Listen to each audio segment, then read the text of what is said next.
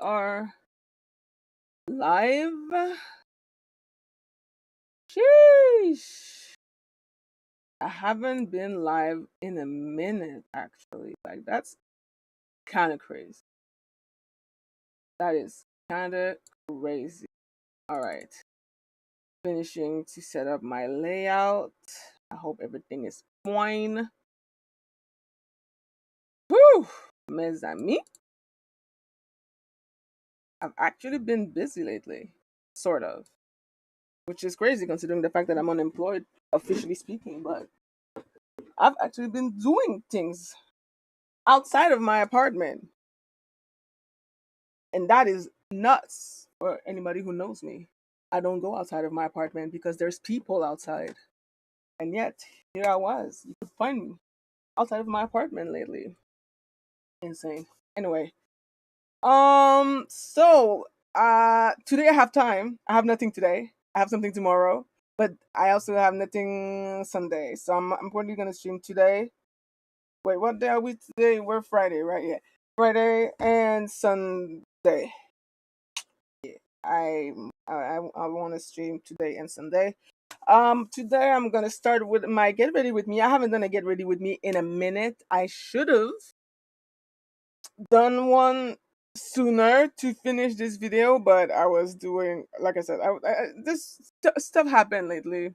Also, like I had to my Twitch layout is terrible, but it also got completely fucked because my webcam. I had an issue with my webcam, and I was too lazy to fix it. So today I did that. It was a uh, uh, so anyway. Here I am back on stream doing a get ready with me, finishing the David video. We have 1 hour 15 left. Am I gonna finish my makeup because I have like a look? I want to look. There's a look that I want to do. I'm gonna show you the look that I wanted to recreate today because the chances of me being able to recreate it are low. But this is the look in question that I'm gonna be trying. The word is important here. Trying to recreate. And so here we are. Can you summarize David Case? Oh Lord, I'm not gonna lie. I don't know if I can summarize it, Kat. David is like this huge musician I didn't know existed. So, but he's this huge musician that kind of blew up on like Fortnite and TikTok, who started making music in his closet, in his sister's bedroom closet. And then he blew up, and then lately things resurfaced about him when they found a dead body in the trunk of a car that he owned in a random parking lot. Now, the thing is, when the body was found, he was on tour and he hasn't been arrested yet. He hasn't been arrested yet to this day. He hasn't been arrested yet, at least from what I've learned. So the thing is, did he do it or not? I feel like if he did, he's either a fucking criminal mastermind who's getting away with murder, or he actually didn't kill her and this shit is gonna ruin his career. Now, that being said, even if he didn't kill her, what was uncovered about their relationship was very concerning. Because the girl was like, what? I think she was about to be 15 or 16, and he's 21 or 22, and they've been talking for a minute. So, worst case scenario, he's a fucking killer. Lesser worst case scenario, he's just sort of a groomer. But obviously both are bad, but one is kind of a little bit maybe worse than the others, I guess. So yeah. Also, I suck at making summary. That's that. That's that. Anyway, I'm gonna finish this video. I'm gonna try to recreate the makeup, and that's pretty much that. That's pretty much, my desk is a mess right now. I'm looking at my desk and I'm like, makeup everywhere. I can barely see my desk. Anyway, let's start this.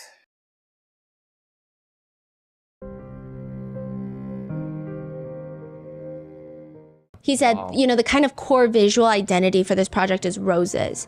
And this string, the red string. As I said before, I view myself as this rose. Very beautiful, but can stab you, can hurt you with the thorns. And with the withering process, withered, it's kind of like the decay and the withering away and the ending of the life cycle of this rose, kind of signifying the end of an era. Not a debut introduction to David, it's a continuation and almost a goodbye to David in a way. There's going to be a lot of insight and a lot of explanation and context to these songs that I'm going to drop in the album that, you know, it's going to contextualize the entire project and give you insight to my brain and what I was thinking when I was writing these songs and things like that. So it's going to be exciting. Songs include Atomic Land. Debated lyrics include, there's something about you that I don't understand. If my arms were around you, would you love me again? Love was never this dangerous. This is Atomic Land. But also the lines, oh, we could be imaginary, but you're real to me. People suspect this is about the allegation that he hid Celeste. So it's almost like their relationship is imaginary, but he's like, no, but you're real to me, is what netizens have taken it as. He continues, you're my guardian angel, but you act like a demon. You don't believe in the afterlife, but babe, just know I've seen it. Then Sky, a song he says he wrote because he was inspired by Chicken Little. What? Which there's not really, it's just talking about the sky is falling down, which is very Chicken Little coded. So there's not really too many notable lyrics from that one. And then the song, You Left Me First. Notable lyrics include, you left me at my best. I loved you at your worst. How ironic is that when you left me first? It never makes sense to me, falling deeper into jealousy, because I can't help the thought of you with someone else. I know the truth. So people think this is about Gus. And there's a girl's voice at the end, like a voicemail that says, I sound so stupid right now. I've been so selfish and I can't stop thinking about you and what I did and how it's affecting I just wanted to say I'm sorry. I really am sorry.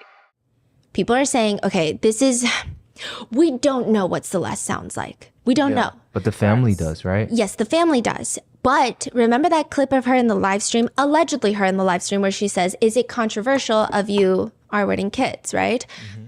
I media trained you. No, you didn't. That's controversial. It's controversial of kids. It's been a good one. Bye. Bye, guys. Mwah, mwah, mwah. Delete everything. Everything goes. That people have taken that and they say, if this is Celeste, let's reference the voice in his songs. And all they do is pitch it up a little. Because the voice in the song sounds very deep. I sound so stupid right now. I've been so selfish and I sound so stupid right now. I've been so selfish. It's controversial of kids. Bye. Bye, guys. Now, there have been more debates about it because some people are saying, actually, the voice in the music videos and even the girl in the live stream almost have like a New York accent. And he's originally from New York. He moved to Houston when he was 13. He did say in an interview that his very first girlfriend was from New York. So is this a New Yorker that he was dating and not Celeste? Is this somebody else? But then other people are saying, well, actually, a lot of people in like the Latino community, they have accents that don't sound like LA. I think people were expecting like an LA Valley girl accent because she's from around Los Angeles. Okay. And like, who's to say? Because, you know, LA is not Valley girl. That's not even who came to LA. You get what I'm saying? I'm trying to say. Yeah. That might not even be the native accent of Los Angeles. It's just become the popularized one is the Valley girl accent. So that's been a whole debate. But then there's the song Say It Back. I can't let you go because I love you like I'm supposed to, but you don't say it back. You never say it back. So now I hate you and I hope it breaks you. I won't take it back. People think he's obsessed, but David claims on the Zach Sang show, it's like me talking to myself. And I'm not reciprocating and how I feel about my own feelings and understanding myself. So basically, I'm not reciprocating self-love to myself.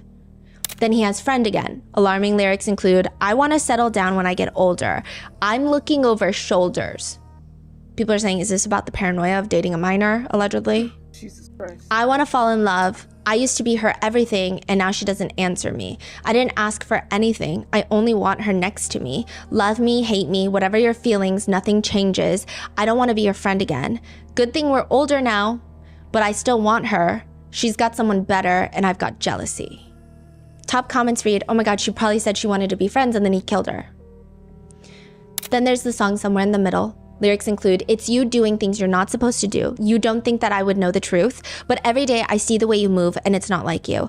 I want to think you love me, but you never say the word. I gave you what you wanted and I got nothing in return. I don't love you. I don't hate you. I'm somewhere in the middle. I'm losing it a little, somewhere in the middle. I just bought a hammer. I'm trying to fix you, but where are my manners? I might have a screw loose. Everything you say to me somehow turns me off. You told me it's okay to feel happy when you're gone. Getting over you is such an obstacle. Again, more speculation. One netizen comment reads, it's sad to think he felt this way, not only about her, but like a child, a young girl trying to escape his madness. He wanted to manipulate her and make her believe that no matter what, they were meant to be. I feel so bad for her and I can't even begin to imagine what went through everything up until her tragic death. Then there's Crashing with Kali Uchis, which has now been taken down on YouTube. Notable lyrics include, I know you've been going through it, but baby, I've been going through it all alone. It all comes crashing down, I'll be holding on to you. David says even though it's a collaboration song, he wrote most of his lyrics. So he wrote all of his lyrics and then Kali Uchis actually just sent her verse. He was like, hey, do you like this song? You want to hop on a verse? And then she sent it back. And he uploaded the process of making the song in a closet all onto YouTube. And he said that he was trying to tap into the state when he was making Romantic Homicide. He says, so with this song, you know, I'm writing about falling in a relationship that's crashing and everything feels like it's crumbling down on you. And in the first verse, baby, baby, I've been asleep for way too long. He says it's, again, basically like a lullaby. I love the feeling of like songs that sound like nursery rhymes because it's like the itsy bitsy spider, na-na-na-na-na. It feels nostalgic in a way. So that first verse was perfect fit for me. David says the music video for Crashing, where they're just covered with red strings, is supposed to be like limbo. Everyone's in purgatory, afterlife kind of thing. He said that's why there's so many red strings. Kali Uchis has put out a statement, not my friend. I did a song with him, which is currently in the process of being taken down given today's disturbing news. I will say, I think that people have been a little bit better because a lot of celebrities have collaborated with David. And usually, I mean, it's weird. Some celebrities are getting better treatment of like, I feel so bad for them. This must be traumatizing news. And then some people are going on, for example, Kali Uchis' Instagram being like, talk about your friend David. She had to literally be like, not my friend. And like, this is Hollywood. They're not all best friends just because they put out a song together. Literally. So it's been weird. It's been very strange. A lot of live streamers have been under fire because, again, David was technically a live streamer, which, side note, lots of stuff happening in the live stream world. Apparently, one of the live streamers, I don't know any of them in like the FaZe Clan group. I'm so sorry. I'm not sorry. But one of them is like live streaming and he's talking about the David situation. And David was allegedly pretty frequently hanging out with the FaZe group. Jason DeWeen is signed by FaZe. I don't know how it works, but they're all like, they live in the same house. He's live streaming and he sees David hopped on his live. David was in the viewer list on my stream and he just unfollowed me on Twitch. That is crazy. Yeah. And I'm not saying I don't know these people because they're like small people. They're massive streamers. I'm just not, I'm not familiar, their target demographic, I guess, right? I'm not familiar. But yeah. Yeah. Wow. So I mean, he is out right now. I mean, he is most likely on the internet, right? He wouldn't be like all these times. He wouldn't just be off internet and not talking to anyone. Especially someone who seems like he's chronically online. Yeah. I don't think he's not online. Yeah. No, wow. Oh, he's watching. But the most contentious drop in the album now is the Invisible String Theory interlude, where you hear a conversation. It's not a song, it's an interlude, so it's just a conversation with a bunch of echo added into it, so it sounds like very artistic. Some people think that it's Celeste, and they believe that it's pitched down to make her sound older, but it's got that very edgy conversation between two people vibe, and the conversation goes with the girl saying, so I got a question. And David says, what's the question? Why don't you hold my hand anymore? Oh, here we go again, bro. No, I'm so serious, bro. I'm so serious. Like, all right, continue. I haven't held your hand in like, and David starts giggling. Dude, shut up. Sorry. Like, you're not funny. I swear you're not funny. My fault. I'm done. All right, let me think. Bro, I'm about to set a timer. So it's like a quick conversation. The girl is like, stop laughing, I'm so serious, like you haven't held my hand in forever. And then he's like, okay, you're right, I'm done. Like, let me, and then she's like, okay, let me think when the last time you hold my hand was, basically. And he's like, bro, let me set a timer. And she says, oh, it could have been yesterday. It could have been yesterday. Wow. Yeah. I'm glad that you remember that. Glad that, you know, so he's saying like, okay, so it was yesterday. And she said, period. Thank you.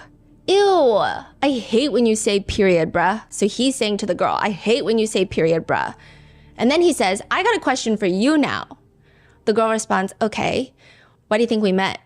Do you think this conversation is rehearsed, or is it like an actual clip of their conversation, you think? It sounds like a real clip. Okay.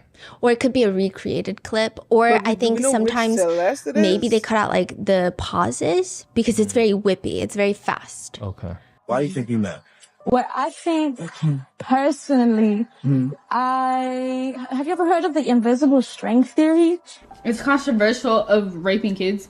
Oh yeah. Exactly that. So basically, we met because we were supposed to meet. We need to delete this. Okay. And we're connected because we're supposed to be connected. It's kind of like that, I loved you before I existed and I love you even when I die. Oh, look at you. Answer that one. That's so mean if you don't answer that. Netizens believe that this is Celeste with her voice pitched down, and some people even say when you listen to the conversation, it definitely sounds like a younger girl. Not the voice, just the way that, you know, they're talking about the invisible string theory. It's like, you know, when you're young and you fall in love and you have this very romanticized version of it. Not that I don't believe in the invisible string theory, but I think the way that it's presented, some people are pointing out, it just sounds like a much younger person. Just the choice of words, the way that it's put together. Zach Sang asks David about it, not because he thinks it's Celeste, this is way before, but during an interview, he says, you know, at the end of the interlude, correct me if I'm wrong, but she says, I love you. You don't respond. She says, I love you again, or repeats herself and you don't respond. Like, was that done on purpose? Absolutely, because the next song after that is this really love? But David says, because that's a real conversation that happened. And the irony of it was that person that was saying, I love you, she's not in my life anymore. So it's like, people say that the string can't be cut and the connection cannot be severed, but I feel like it can sometimes. And that's why I wanted to put, you know, Afterlife and all these songs that feel like endings and conclusions and goodbyes on the project to kind of solidify that message of this is the end of something, not the beginning. In a separate interview, he says, oh yeah, so there's an extra layer that I added throughout the album where you hear little voice bits and things like that. Like little voice bites and things like that. Cannot disclose who the voice is because of copyright. Which is sound bites and things to add an extra layer of authenticity and storytelling to the project. And there's an interlude as well. So he's saying these are not like voice actor. Yeah. But like, I don't know why he can't disclose because of copyright, because if it's because of copyright, if that's your voice and you hear it on a commercial song, you'd be like, hey, give me my money, right? So then the person that would get you for copyright could still hear it. Yeah. And then also, just because a voice is on your song, I don't think anyone else is going to go to that person and say, I want you on my song. Yeah, copyright is a weird thing to say. Yeah, that was a weird. I was like, what is copyright? And I was very confused by that. Yeah, copyright, you can still say that is my voice. Yeah. Just because you don't disclose who is the person, they can still say that's my voice. So copyright, that's my voice. Yeah. So the copyright, you're right. It's weird. Yeah, that is a weird excuse. It's so weird. And he could have just said, even if he had paid the copyright, if he just said like, it's an ex of mine or a fling of mine or this relationship I had that was rough. Yeah. But like, I can't disclose who because of the copyright. I thought that was weird. David tells Zach saying, but once the fans hear the interlude and you hear the project, it all kind of connects and it's going to kind of click to everyone at the same time. And I'm just so excited to see what that kind of looks like in real time. Well, it's clicking, and I don't think this is what he was excited for, because it's clicking. He also, in an interview that he's doing in New York City, David says, my first girlfriend I actually met in New York, which is actually crazy that we're here. Is Celeste from New York? No, so that's why people are like, wait, is the girl that's in the music video, is she a New Yorker? So I don't know. I can't tell. There's so many debates.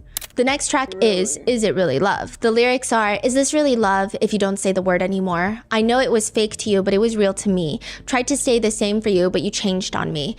Hating you ain't enough. I just want my love. I want to get back my love. You got somebody else to take my place and did it wrong way after all I did for you. Side note, the music videos of David laying on his bed, singing, and on a small TV, you have previous music videos that are playing. There's one predominantly displayed here with me, with the person that looks like Celeste. Then you have the last two songs on the album, Ghost and Afterlife.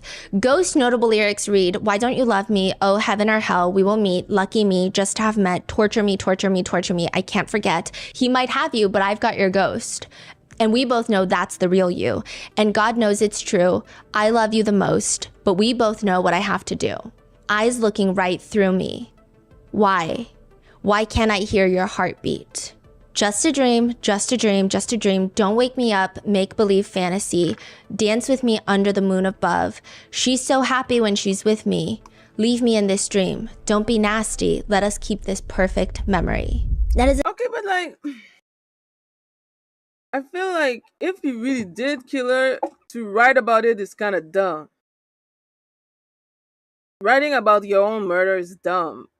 Singing about it is dumb. Like, I feel like I'm repeating myself, but that shit is way too on the nose. What do you mean?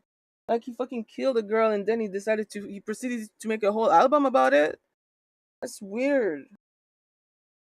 But I feel like it's too dumb to be believable. Even though a lot of his lyrics are fucking suspicious.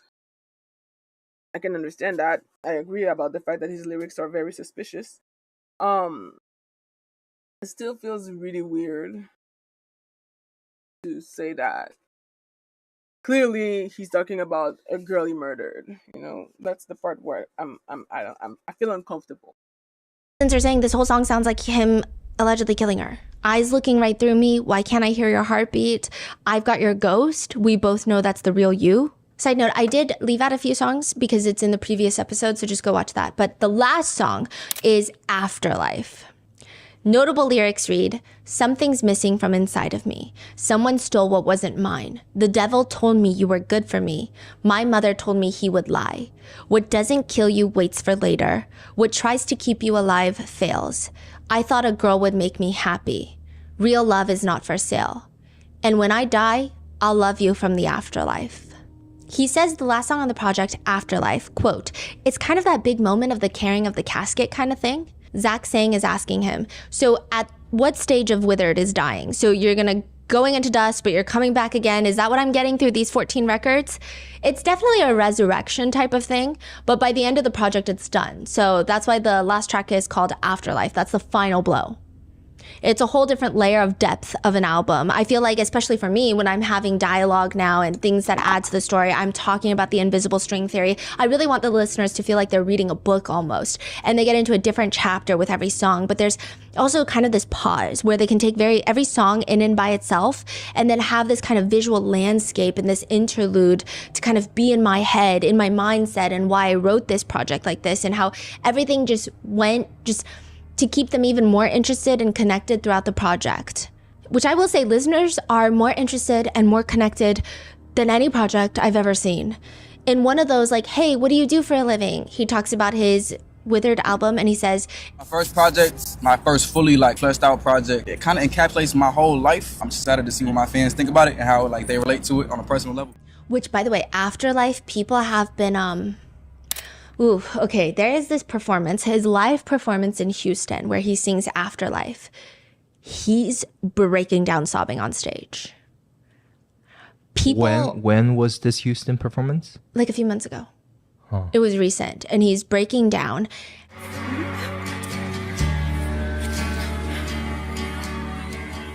And people thought initially it's because it's in Houston. That's, his hometown where his music career started. Well, his hometown is New York, Queens, but he moved to Houston. That's where his music career started. So people are like, whoa, is this his I made it moment? Because people love when musicians look out on stage or they start sobbing on stage, like, I made it, I finally made it, right? But people are saying now, it's a little weird. Yeah. It's a little weird. And like maybe it's not just being in Houston. Like maybe Houston, there's so many emotional ties. And then this song, and then I don't know. People are saying it could be a mixture of everything. It could just be Houston. It could be just the song. It could be a mixture of everything. Who's to say? Things. Maybe he lost someone and we just don't know about it. There's too many allegations and too many what if. That's the part that annoys me the most about this entire case. The allegation, the what if, the jumping to conclusion. Like, I know that people are doing this because we don't have all the facts yet. But it's still like the amount of freaking entire ass investigation that people are putting onto his entire discography is a lot. It's a lot. I really urge people to also not like forget about, going outside and touching grass, because I feel like a lot of things are just gonna when we finally know the truth about this entire situation, I feel like a lot of people might feel a little bit dumb. But again, that's just me hoping that he didn't kill her, and that at best, well, it's not best, well, whatever, that he had a very inappropriate relationship with this minor girl who ended up dying. But I don't know. I feel like I don't know. I don't know if I really want to believe that this dude fucking killed someone, put it in his Tesla, and proceeded to make a whole album about it.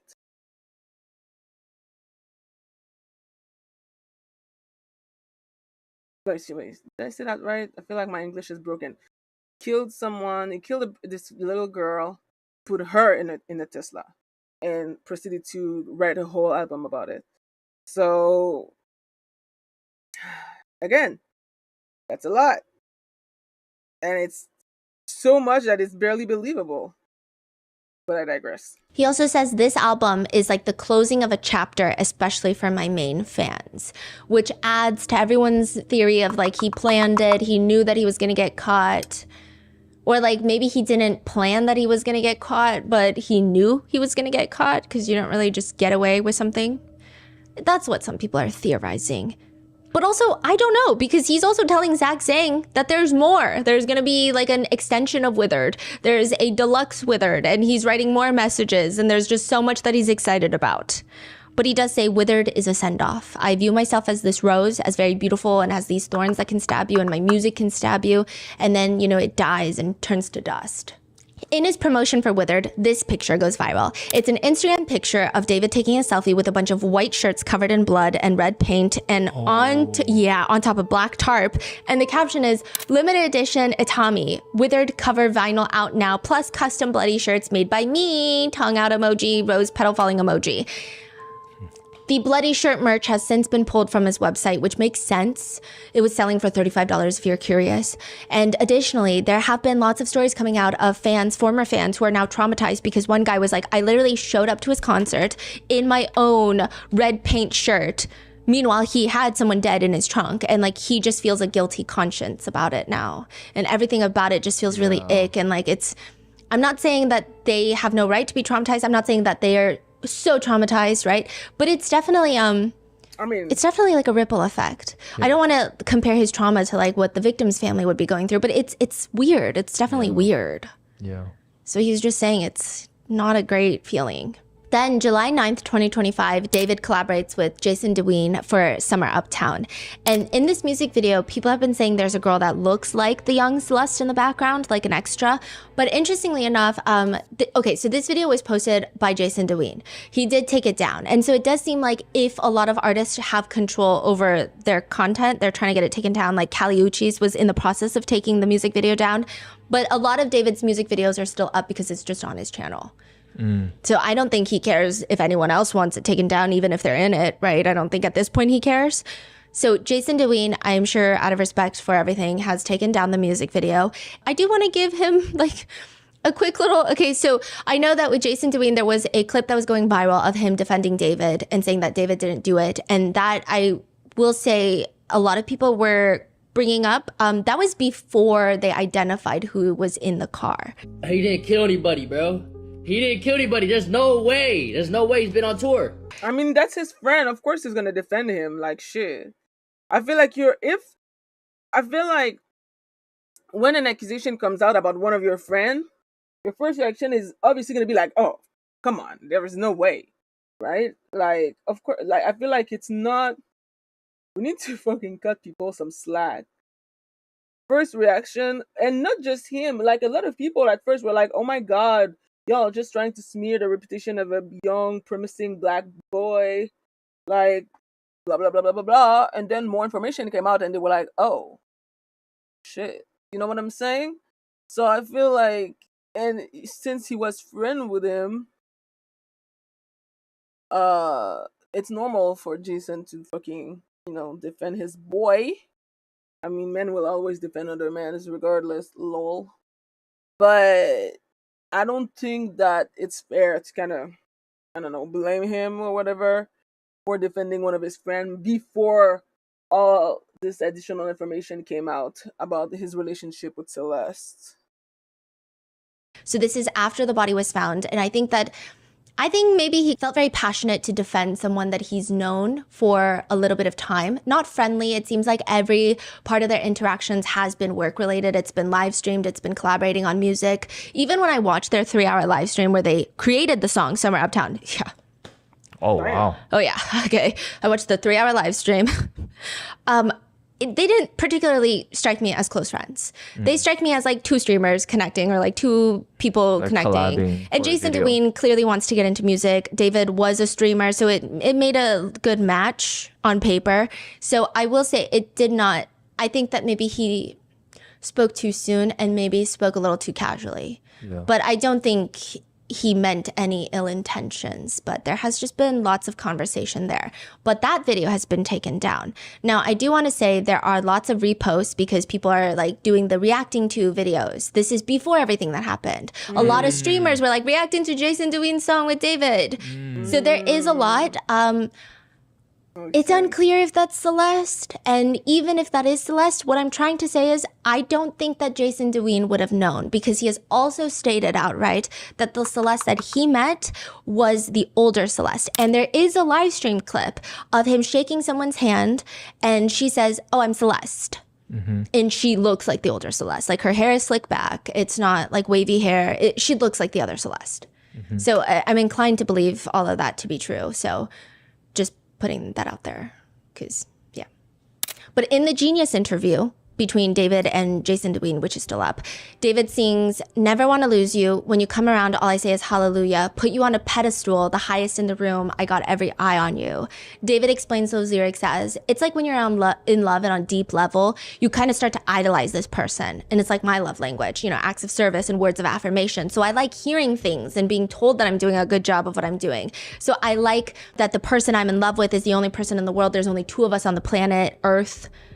People think that is very alarming, because to put a little 13-year-old on a pedestal, if that is who he is talking about, to put anyone on a pedestal can only result in bad things.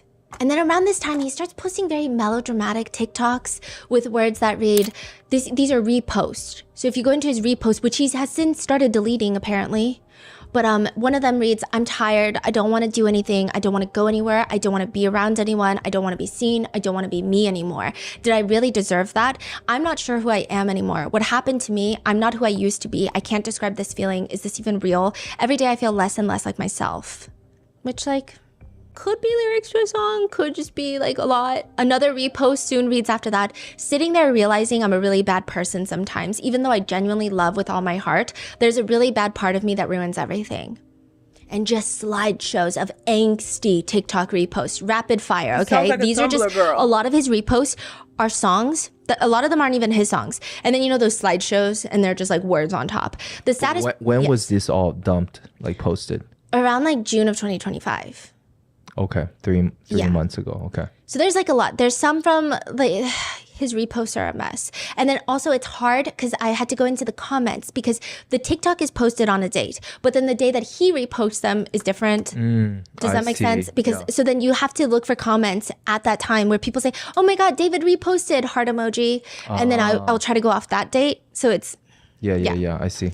But rapid fire, they read things like, the saddest part of life is when the person who gave you the best memories becomes a memory. POV, you are reading through old text messages with her. POV, me watching my younger self fall in love with her. He doesn't know she's going to ruin him. POV, me staring at myself in the mirror with the most hatred towards myself. And then another one of someone sad, how I be walking home after another day of faking my entire personality and pretending to be happy.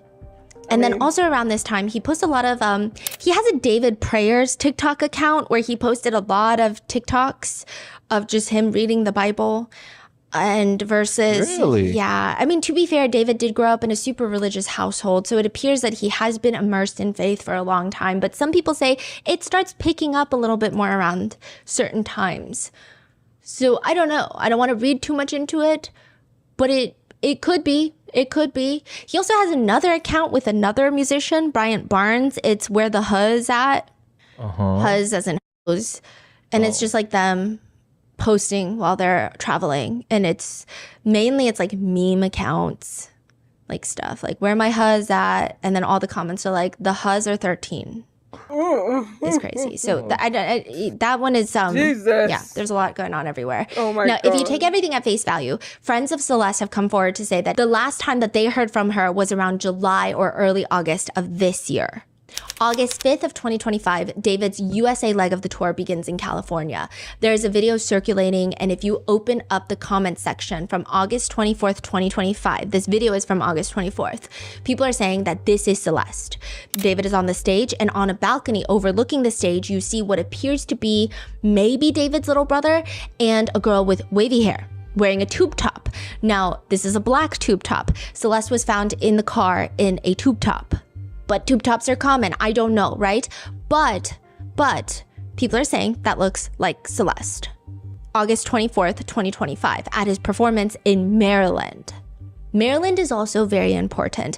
There's conversations about whether this is going to be a state case or a Fed case. I don't think it really matters to most people, but just to give you an idea, some people actually think it's going to take even longer because it might be a Fed case. If this is her, if she traveled to Maryland, it would be a federal case. Yeah. Because you're talking trafficking across state lines. She's a minor and now she's dead. Like, that would be a Fed case. If it's a state case, which seems like, if it's a, I don't want to say regular, but if it is a homicide, most likely it will be a state case. If she was traveling a lot with him, that could be a trafficking case, which would be a federal case. So it's very complicated, which, by the way, some people are saying that he's going to be arrested sometime soon. I'm also in LA right now. We're literally in the Hollywood Hills right now for something unrelated, a different case. But if he happens to be arrested, if there happens to be an arraignment, we'll try to be there. But I don't think so, because the authorities have even said it might take weeks to months for an arrest to be made. It's so fascinating for them to say weeks or months.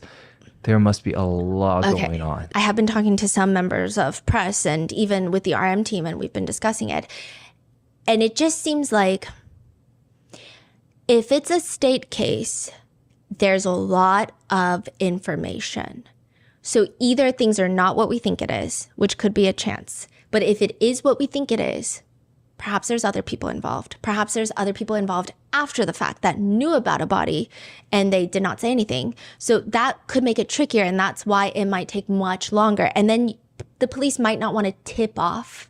They could have easy surveillance on David to make sure he doesn't flee, but they don't want to tip off anyone in his circle to think that they're looking into a bigger situation, or they're monitoring people to see how they're acting right now to see what's going on. It could be that. It could be multiple people involved. It could be even deeper, that we're looking at not just homicide charges, murder charges. It could be that the story is something completely from what the internet is saying. It could be any of that. Or it could be that maybe the feds are eventually going to get involved. However, I do think that even if he is arrested, he will be arraigned in state court, and then the feds will probably indict him much later on, because they like to take their time a lot. They do. But they could be looking at a trafficking case, which even then, they were just saying, like, after the heinous mishap of what happened with the Sean Combs trafficking case, it seems like maybe the feds would be hesitant to do another high-profile celebrity trafficking case unless they've got 20 times more evidence. I do hope that the Sean Combs case really taught something to prosecutors about sexist bias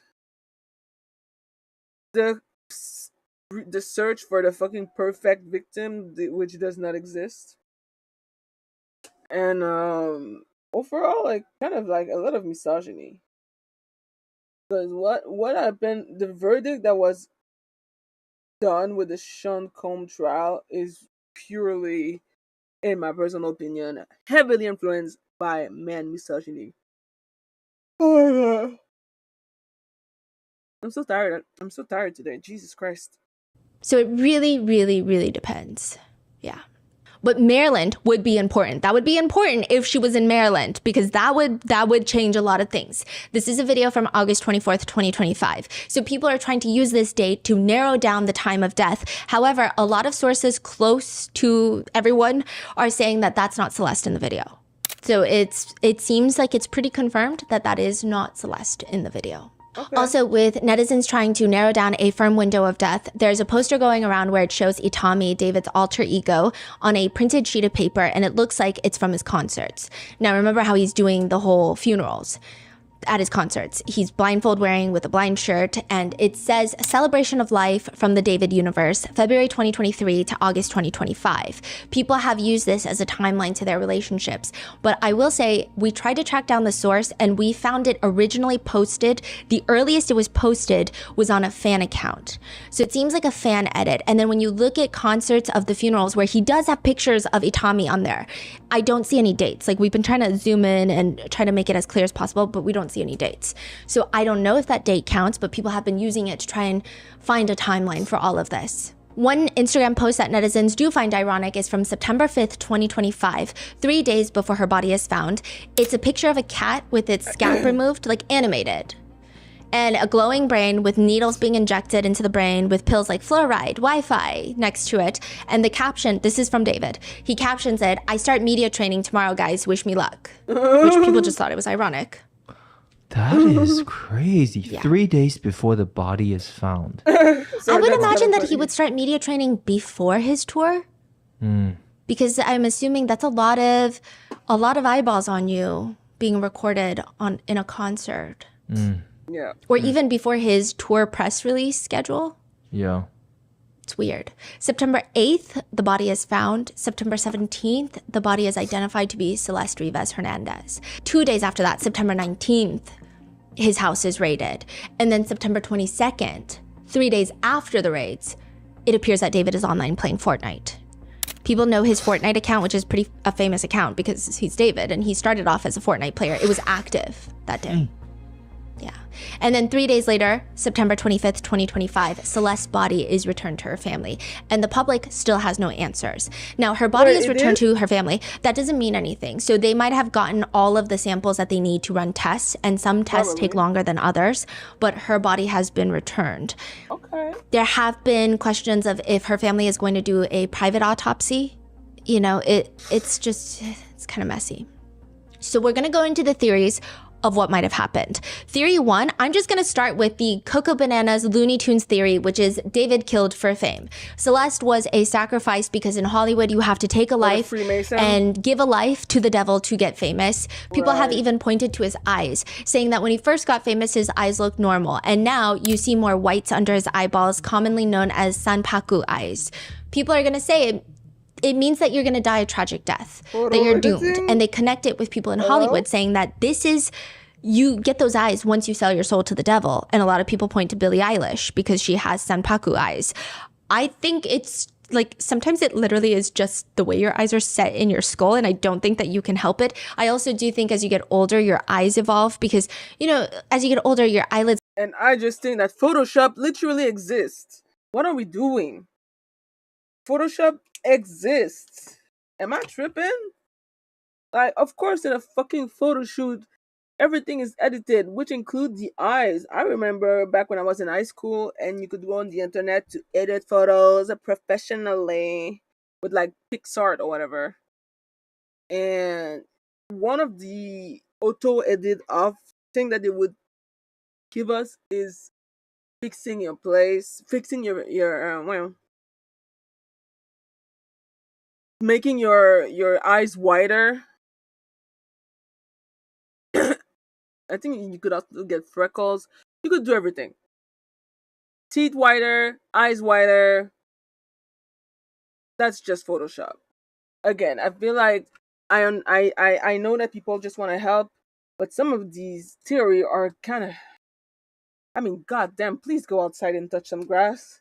And that's coming from a bitch who doesn't even go outside and touch grass. Hi, laptop. Get heavier, or it's just a change. Because people are saying, well, why didn't they have it when they were younger? Why didn't they have it before they were famous then? People are also naming JFK, Abraham Lincoln, Marilyn Monroe as having Sampaku eyes. People have just run with this theory that they have sold their souls, and here we are. People think that David sold his soul to the devil for fame, and it's clearly working, they say, because within the span of 3 years, less than 3 years, really, he's gone on to work with the Invincibles to create Feel It, a very big song, and then that was March of 2024, so before Celeste Goes Missing. He says with the lyrics, what do you have in store? To him, it means, what do you have in store? Like, what can you offer me? Like, I'm offering all this for you. What can you offer me? As for the yes line, maybe, like the yes line, he says, I always want to hear yes when I ask a question. I don't want to hear maybes. I don't want to hear no's. So it's kind of like me throwing my arrogance in there. It's speculated that just that one song alone, David could have made close to $1 million. And it's only been streaming for a year. Then November of 2024, he does another collaboration with the animated series Arcane. Huge series. Like, this is crazy. Like, Arcane is bigger than David. And he does the song Remember Me. Notable lyrics include Remember Me, I'm on my own, I'm too far gone, I couldn't see, remember me. I don't want to lie, that's not me, I just want to know more than a memory. When you tell me that you love me, guess it wasn't true, but I hope you remember me. Most people love the song. Yeah, because it's probably about Powder, aka Jinx, which is why it's her on the cover of the music. I haven't seen Arcane season 2, but I've seen Arcane season 1, and Jinx is a whole mental illness. Actually, no. What is the word? Yo, I can speak English today. She is unmedicated. She is not seen by a professional. She needs therapy. She needs deep therapy. And even therapy, I don't think, can fix the girl. She is too far gone. But it does feel like it's kind of from a Jinx perspective song. Maybe it's a double entendre. Maybe he's talking about Jinx and his life. But for the context, it's probably about Jinx. David Bowie. Am I Caribbean? I mean, technically, yeah, I was born in Haiti, so that makes me Caribbean indeed. It's not nearly as successful as Feel It, but the people who love the song love it because of its connection to Arcane. So it's like a song that fits so well with the scene that they're heartbroken over it, they don't even want to listen to the song.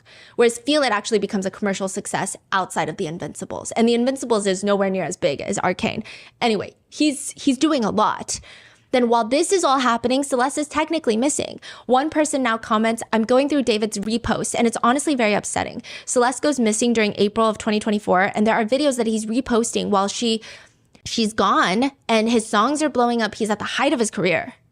And then September of 2025, just a few days before her body is found in his trunk, his career comes full circle, and he creates the Fortnite anthem. It's called Locked and Loaded, and the lyrics read, do you get scared or do you feel lost? I smell fear, I've been there before. Goosebumps on your skin, do you feel what I feel? I'm waiting on you to notice that you got what you wanted. We don't got time to cry right now, only time to focus. 2 hits on a wait list. I was armed and dangerous. Take a shot, leave them faceless. You should have noticed I've been focused. You should have known I'm locked and loaded. You better watch your back, cause we aiming at your head. Pull up with the trio and my eyes all red. Which, yes, it's a very violent song, but it's not really Fortnite. Something to be analyzed too deeply, considering it's for Fortnite. Literally. So it does match the assignment. Like it did. One comment reads, I think the industry made him sacrifice someone, and it ended up being her, and that's why he makes these songs and he blames himself, and they made it look like his songs because he was exposing the industry. One netizen comment reads, he sacrificed her and is now channeling all of the emotions to create good music because he has all these like emotions now. One netizen points to a poem that he wrote and posted on Twitter. It's called The Mannequin. he writes, I am a mannequin. I have no heart, no bones, no expression, but I do have eyes. These eyes don't tell the story of a human, but rather tell a human story. The women walk by, they touch my clothes, admire my figure, they take pictures of me, but I'm unable to smile. On the third day of every week, one woman takes me to a dark room and tears me apart. Piece by piece, limb by limb, I see her lips moving but cannot hear her words. Neither can I scream, for my mouth is manufactured shut. I despise this woman, for she knows not the feelings of pain and anguish that she causes me. I wish I could tell this woman who I hate the thoughts on my mind, but I have no mind, for it is not my place to think, rather to stand and simply watch. People think that this is him saying that in the industry you are nothing, you don't get to think. I will say this theory seems the least plausible, but what do I know? I don't know anything. I'm not an insider in Hollywood, but like, it just seems kind of crazy. Then the next theory is that he's innocent. I will say that this and the previous killed for fame theory consist of the smaller portion of netizens online. There are layers to the innocent theory. The first layer being David is innocent. He didn't know he was dating a child because she lied to him about her age. He thought he was dating a university student, just like his friends had said. Again, doesn't seem like the case, but that's my personal opinion. Neighbors report, along with Celeste's former teacher, that she runs away multiple times, and on one occasion, police brought her back from Hollywood. I feel like he would know at that point. Just saying, like, that it seems weird. But in this hypothetical scenario, in this theory, they're saying he didn't know, and then she ends up dead. He has nothing to do with it. And he doesn't know how to say, I didn't know, because nobody would believe him. That would be the mother of all coincidences. Others are saying he never dated her. He was dating the older Celeste. He never dated her, and maybe they just ran in the same circles, or maybe she was dating someone else in his crew, in his group, in his team. And then he was framed. Some people were trying to say it's his brother's girlfriend. And some people are even saying maybe his brother killed her and he's taking the blame for it, for something his little brother has done. Seems very, I feel like that's only something that happens in movies, but this whole case is bizarre. So I guess we cannot rule anything out, but ultimately this theory hinges on the fact that David is innocent. Some are saying that maybe David found out that she was a minor, and then his team found out, and they're like, okay, we gotta kill her. Like, the team did it because their success in their career hinges on the fact that David has to be successful. Categorically speaking, I don't think that to be true at all. I think in Hollywood, you look at people who work with celebrities, they don't give a about the celebrity that they work for typically. Right. Like, everyone in Hollywood, not always, the only person that cares about you is you. Like, that's usually the saying, right? So I don't think that's the case, but some people are kind of running with it.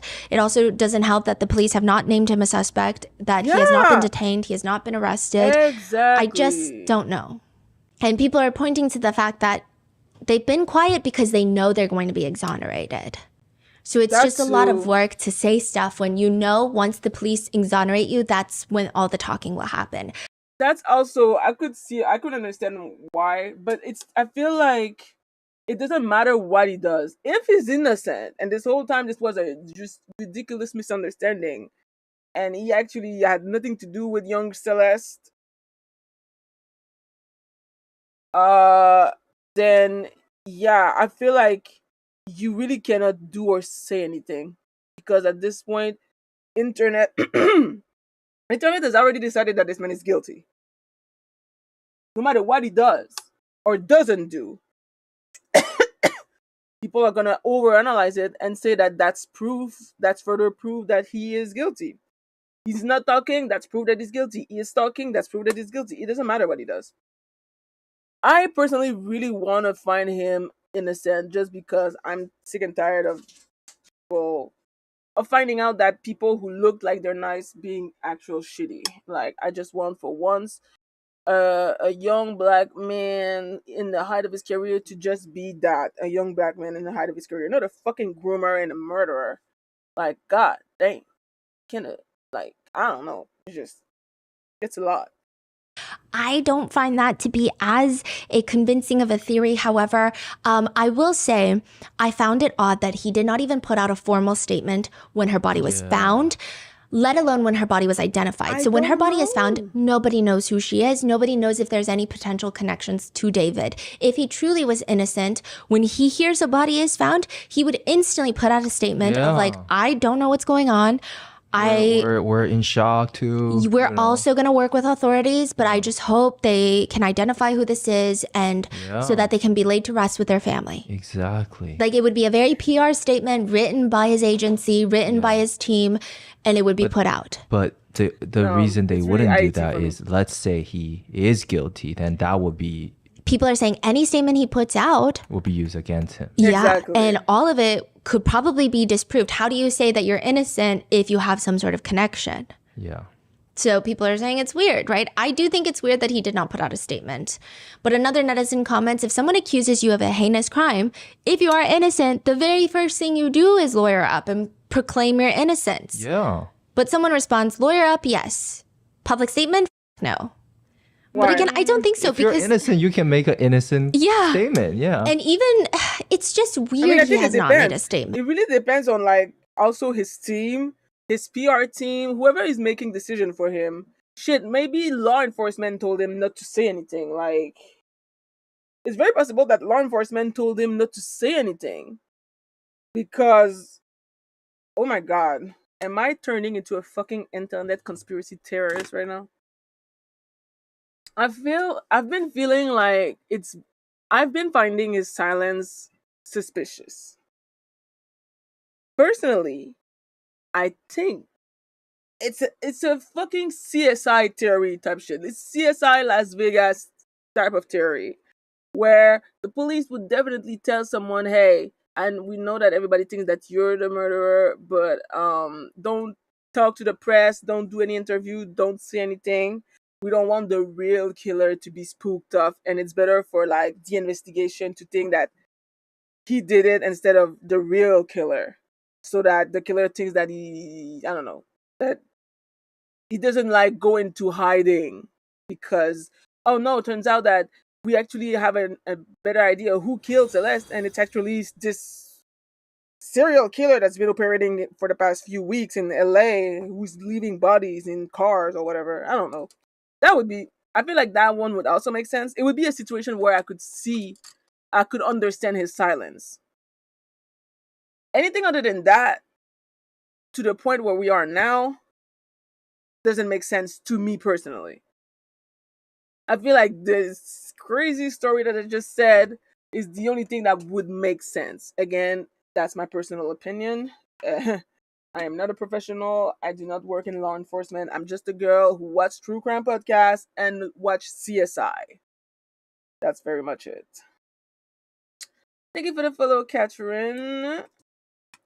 I'm good. I hope you're not here to sell me something. Maybe it's Jamaica. I don't know why you're obsessed with the IC. When I said IT, it's literally HAITI. Yeah, 100%. No one's saying sit down and give us a TikTok live stream of how you're innocent. People are saying a black screen with words statement. Like that's what we expect, and we didn't get that, which is weird. IT. Perhaps reasonable explanation though is that his dad is an attorney. Yeah. In one interview, David describes his dad as law firm, lawyer, law. He is the law.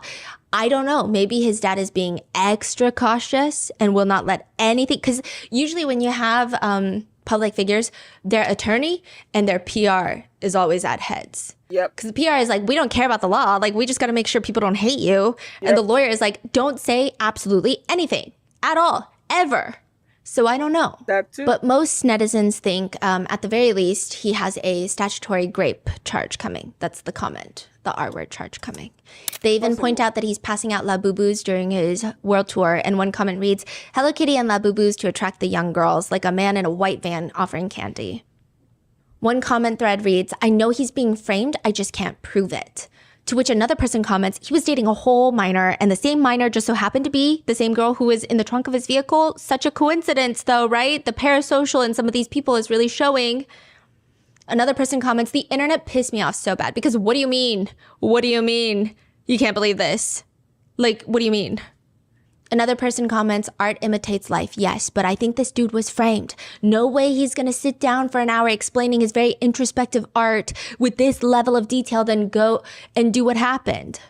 And just the not named a suspect thing, one law enforcement expert was interviewed and he said, yes, he has not been named a suspect, but I can tell you with 1,000% confidence he is suspect number 1. Most likely. Which makes sense. But there's just, I think, too many things. So, and then there's another thing that people have been pointing out to the people that believe he's innocent. There was this YouTube event where David was singing, and in the back they made this like Pixar animated looking picture of 3 people in love. It's like a Pixar style, and it's David with a girl with very curly hair who looks like Celeste. So it seems like if he had any sort of... Why is it 3 people? No, it's like 3 pictures, like a trifold, you know? But then some people are saying they can't just use musical lyrics in a court of evidence. LOL. I really am rooting that he's innocent. But that's the thing. That's what we saw with, like, what's his name?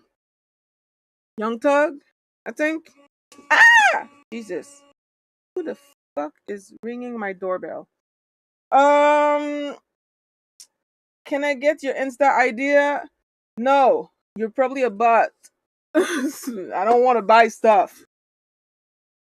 I'll be right back.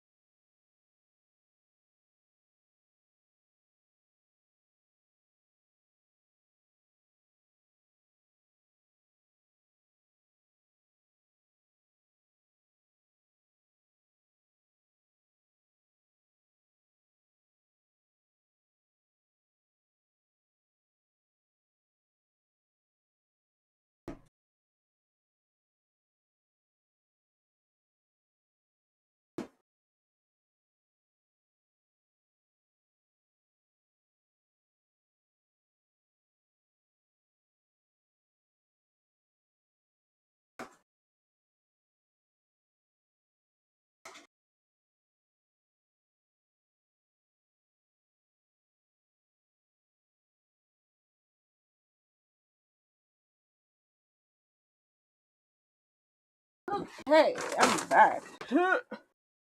It's here. Put this here for now. All right.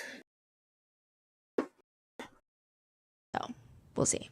As for the accidental death theory, this is amongst, again, fans that really support David. And I think that maybe there is some parasocial there because he was a very front-facing celebrity. Perhaps he had lots of conversations with his fans. And maybe it's not even just like, I'm going to defend someone I love. It's more so, there's no way, because I feel like I've watched his live streams and I think I have a good judge of character. I think it's more that. Like, I don't think it's appropriate, but I don't think it's, I'm just going to blindly defend a celebrity. I think it's a genuine, like, no, I've watched him live stream. Like, you can't tell me that I can't spot a killer because then what would I think my brain would explode. It feels kind of like that. It feels very frantic and very tumultuous emotionally. But the theory is that maybe she had overdosed on drugs. She's missing. She's 14. He still is probably dating her, so he would at least be guilty of that. But they're just debating the murder aspects of maybe she OD'd on drugs. He's at the height of his career. She's a missing girl. She's a child. They don't know what to do. He panics and just puts her in the trunk or does something else. And then eventually she ends up in the trunk because he has to go for tour. There's a lyric where it says in one of his songs, "You only like me when you're high." People think that. One part of this theory I don't like is that there is no evidence that Celeste ever partook in drugs. And if she did, that's actually even more insidious considering that's a huge part typically of what child predators do. Even traffickers, they like to get their victims hooked on drugs to keep them compliant, to keep them the way that they want them. So if she were to, in a crazy off chance theory, overdose on drugs, he's 1,000% responsible if it's happening the way we think it happened.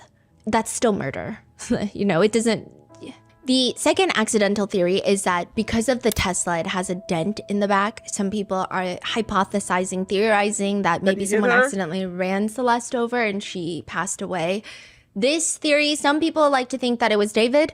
Other people like to think that it was someone on David's team who did not even tell David because they would get fired. And they did not call the police because then they would go to jail. That's crazy. That is a theory. But it's just hard to imagine that they wouldn't call the police. Yeah, or just leaving the car unattended like that. Yeah. Would it? It happened all the time in CSI. I don't know why I'm having a CSI nostalgia moment right now, but it's not that hard to believe that someone would do a hit and run. Some people really just don't really have the brain capacity to understand that it's not actually easy to get away with murder. So, I don't know. I feel like that's not that far-fetched of an idea that, oh my god, someone really did run her over and was like, oh my god, no, nobody saw me. I put her in the trunk and just dump the truck in a fucking parking lot thinking that nobody would ever find it. Which is fucking stupid because dead body smell. I feel like everybody should know that. I don't know. That's just me, I guess. If I was a psychopath, I feel like putting a dead body in the trunk, just like thinking that nobody's gonna find out or whatever. But again, I watch true crime and I watch CSI. So I feel like maybe watching all these dumb, well, not dumb, but like all these criminal things would make me slightly above the dumbass who thought that a dead body in a fucking trunk wouldn't smell. I'm judging really hard. Maybe it was a temporary body dump, and the body was supposed to be taken to another more subtle place, but he didn't have the time. Bro, I'm turning into a conspiracy theorist.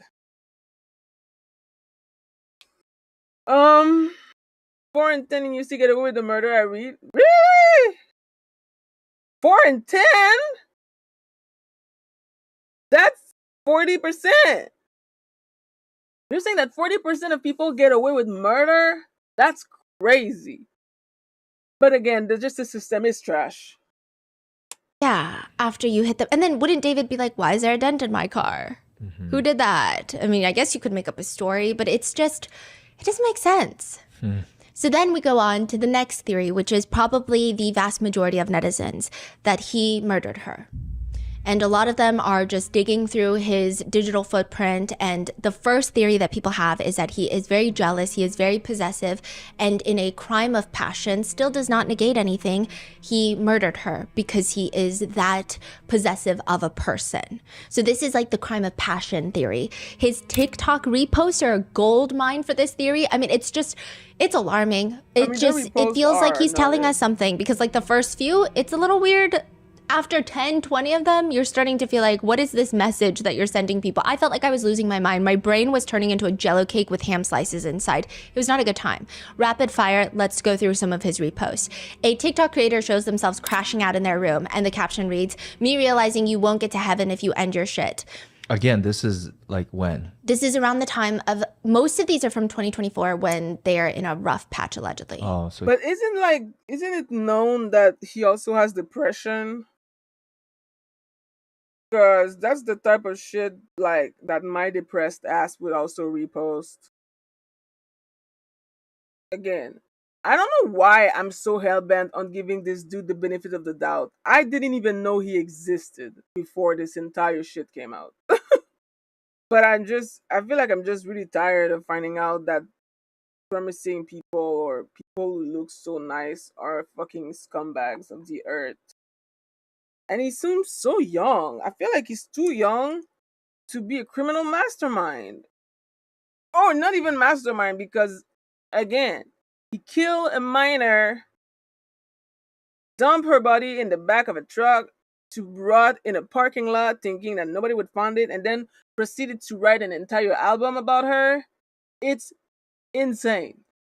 The balls that it would take to actually think that you can get away with this. He's not P. Diddy. And it may have taken fucking, 30 years, 40 years? wait. Between 20 to 30 years to finally put Diddy in jail? But he is not Diddy. Diddy had decades to become one of the biggest names in Hollywood, in the music industry. David kind of just came out. Yes, he's popular, and yes, he's getting a lot of collaboration, but he's no P. Diddy. So I feel like the balls I feel like that's the kind of shit that Diddy could have done, because he doesn't think that he will ever get caught. So I don't know. It feels just weird to me. And if there's like a fucking organization out there that promises you money and fame if you kill someone, and that organization does not cover your murder, that's a bad organization. I'm sorry. What do you mean? I'm supposed to kill someone to receive money and fame, and y'all are not gonna protect me? So if something goes wrong and people find the body, then I'm gonna be blamed, and y'all are gonna act like it has nothing to do with you. I don't know. I feel like that's also weird. But again, that's just me. If there is such an organization, that organization sucks. Because why would you sign up for this? Why would you sign up for fame and money knowing that you could be liable for murder? I would need a guarantee. So you're telling me that if I kill anybody, I'm gonna be rich and famous, and I'm gonna get away with murder? Oh my God, sign me out. No, obviously not. But I mean, it depends who. You know what I'm saying? Like, I think that if it was me, I would probably try to go for a political murder, which is absolutely crazy. I know, I shouldn't say that, but I really hate the president of Israel. I digress. Okay. Yes, but they go way back too. There's some in 2022.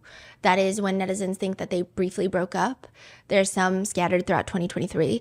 Then other ones read, I really need to cry. I really need to scream out until my lungs bleed. I need to smash my head into a wall and sob on the floor like a kid. But I can't cry. I can't scream. I can only sit solemnly in a serene manner, holding it, bottling it, saving it for when I break, for when I crack, to let loose on somebody who doesn't deserve it and hurt somebody who deserves better. I know because it's a pattern. I'm predictably awful. I live on a clock, a schedule that dates exactly what will I do, when and why, because it's happened before. I am truly, utterly, undeniably pathetic. He's also a very jealous person if you just look at his reposts. Quote, my biggest fear in a relationship is them having to see me in an episode when I can't help them right away, when I'm too depressed to get out of bed, when I start getting mad at everything, when I'm just not acting like the version of me that they know. Or another quote, when the smallest thing upsets me and now I have to be nonverbal and easily irritated for minutes until I can let it go. Quote, hopeless devotion is my love language. I was not born for casual romance. I will give you my heart, soul, blood, literally anything you want from me. More TikToks, quote, when she was so beautiful that it makes you start thanking God for meeting her. She is a walking masterpiece. Quote, unfortunately, I'm my mom's son, so I'll make sure you're doing good despite how I'm feeling. Another one is a skit of two people, and it says what it's like being in a BPD relationship, and it shows the girl in the relationship going through a variety of emotions against her partner. I don't know what he's trying to say with that one. There's also a lot of woe is me TikTok reposts, like how you can do everything and she will still not like you type of repost, about how consideration is the highest form of love. One TikTok repost has a whole list of things that they consider micro-cheating, which I guess David agrees with, and they read, being touchy with someone else, secretly messaging or talking to someone, deleting messages, talking to someone you know your partner is uncomfortable with, turning to someone else when your relationship is getting rocky, lying about your relationship status, not being straightforward to other people that you're in a relationship to someone who likes you, seeking friendships with someone you find attractive, complaining about your partner to another person. He also reposts American Psycho, where the killer brings the... complaining about your partner to someone is bitch, be for fucking real. That's kind of crazy. Like, that list is a little bit like... That list is a red flag. See? No, that list is a huge red flag for me because it sounds like one of those dumbass boyfriend that you can find on Reddit on posts like, am I overreacting? How about Egypt president? They closed the Gaza border, so I know. I would go for a whole lot of people if I had the power and I would get away with it. Which is a good thing that I do not have the power. Because that would be crazy. Can you imagine if I actually had superhero powers, bitch? This world would go to shit. I would go around running havoc. I'd be destroying entire empire. You do not want me to be famous. Not famous, I mean to be a superhero. Gun to the head of a blonde girl on the couch. Then another one is the song that used, we're never breaking up, bitch. It's either you, it's either me, or nobody else in this world, bitch. I love you to death. Never breaking up, bitch. It's either you, it's either me, or nobody else in this world. Bitch, I love you to death. It's like a music or a movie quote.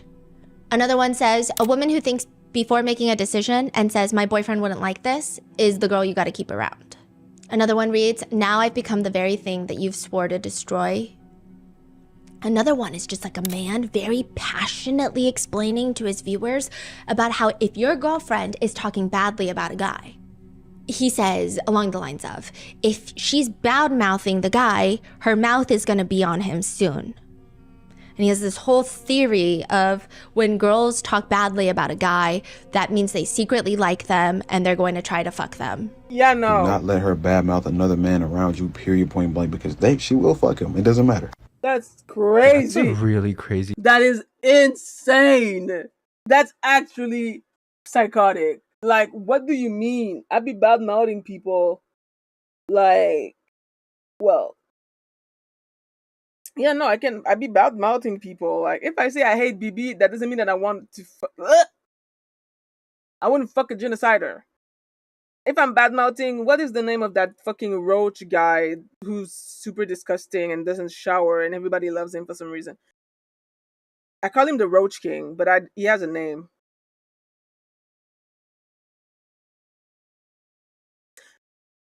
Asmongold, I think.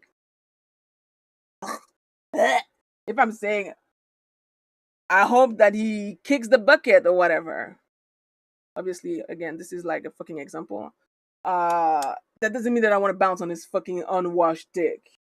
Jesus Christ. Can you imagine the disease that I would be? The pH imbalance that I would get permanently from this. Nah. You take? That's crazy. And a lot of girls in the comments were just like, no, I just kind of hate the guy. Yeah. Like, I just hate the guy. I don't know what to say. This one is a crazy one. He reposts this guy. And originally I thought maybe, because this was like before other information came out. So originally I was thinking maybe he reposted it because he thought it was funny. I don't want any. But it was a guy getting riled up. And maybe that's the comedic effect. He's like ranting. And he said, you know, when females have a street boyfriend, they get so surprised when they get shot. Like, females be so dumb. Like, females that see a nigga walking around with a gun all day, and then when the nigga die, they be so surprised. Bitch, he literally had a fucking firearm. And so he's explaining, why are you so surprised, bitch? Because, like, that's the life that you signed up for. Like, your guy that you're dating is in 25 different groups of people who hang out with guns. Why are you shocked that he was in a shootout and got shot? This one is fascinating because Gus was allegedly killed. Do you remember? According to the DM messages between allegedly Celeste's brother. This is news? Yeah, there's like DMs between allegedly Celeste's brother and somebody else, and they were talking about Gus, and they said that Gus is dead for other reasons. What? And then Gus is in those screenshots where she said that Gus was mad at her. Allegedly, this is her saying that. So some people are saying, okay, what if he found out that and then Gus was killed, like shot by somebody else by accident. And then he's like, Celeste was sad or upset or shocked or traumatized.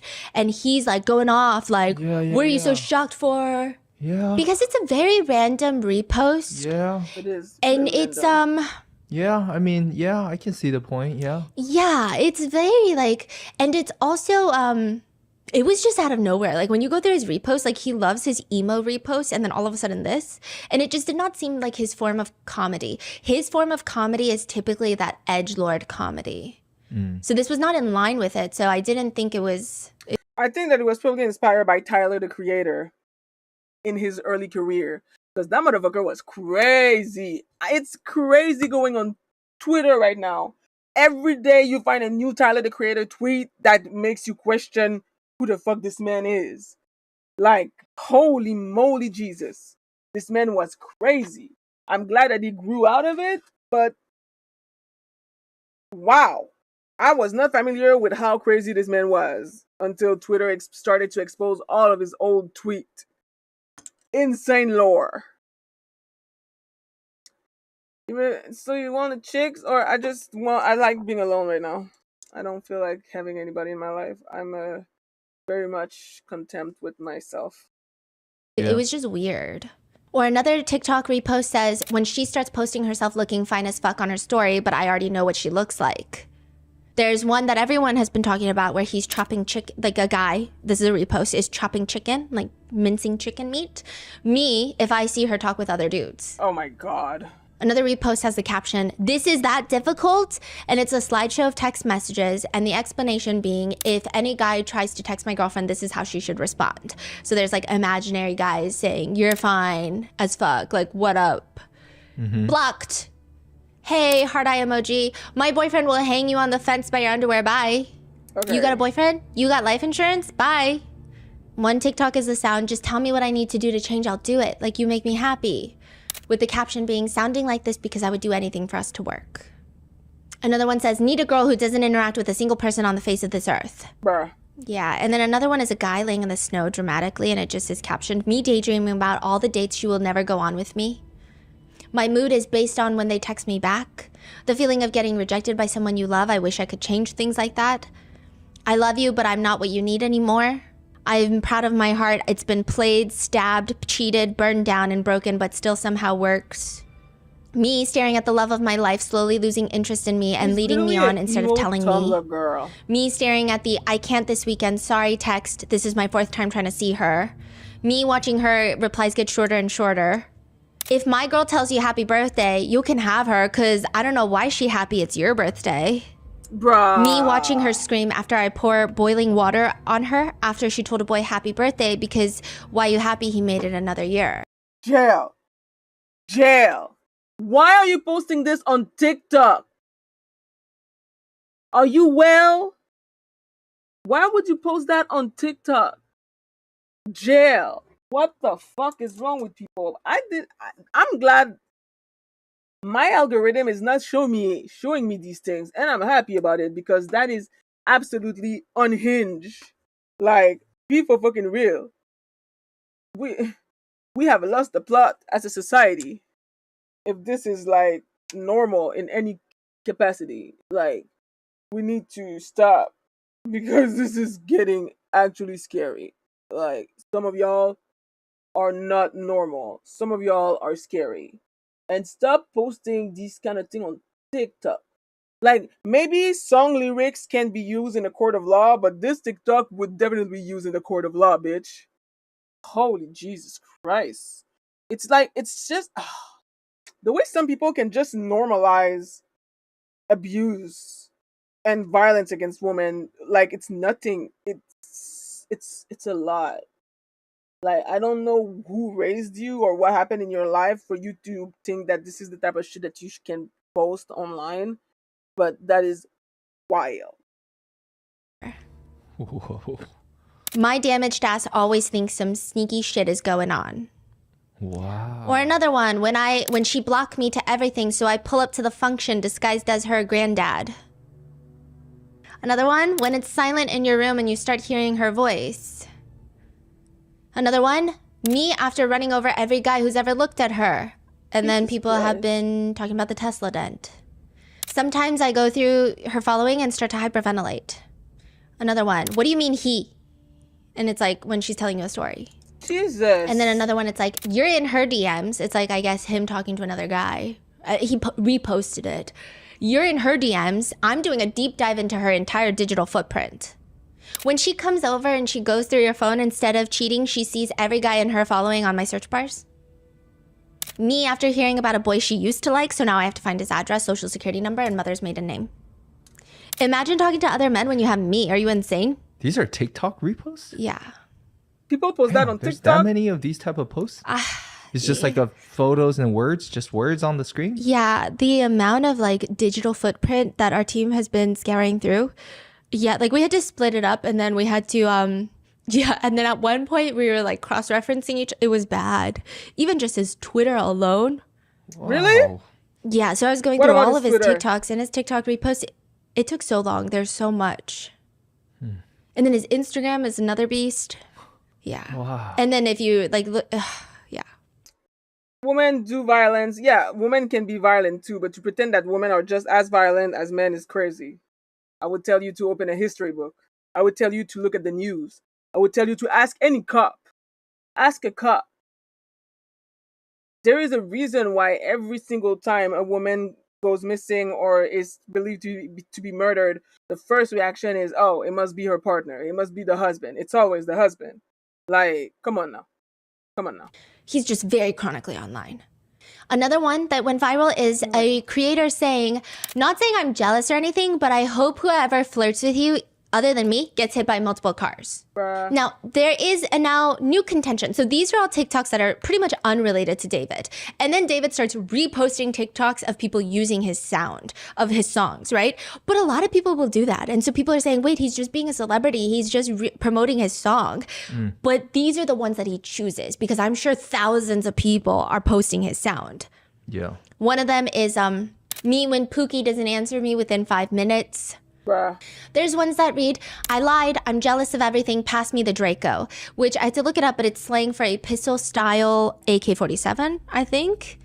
Then another one, alarming, is a repost of a guy dancing, and the caption reads, life is good, this is how life feels when you aren't dating a lying hoe.